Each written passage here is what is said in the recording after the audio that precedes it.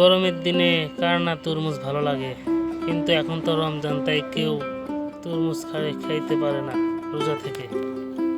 রমজানে সারাদিন রোজা থাকার পর ইফতারের পরে তরমুজ খাওয়ার মজাটাই আলাদা। উপচে পড়া ভিড়, তাই তরমুজের দোকানে সবাই কেটে কেটে নিচ্ছে তরমুজের কালার।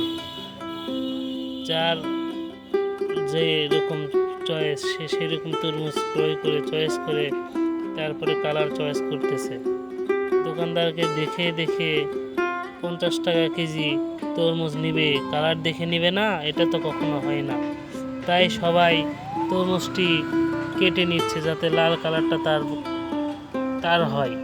সবার মনের আশা যে একটি সুন্দর কালারের তরমুজ তার আসুক, সেটা খেয়ে তার তৃপ্তি মিটাবে, এরকম সবারই ধারণা।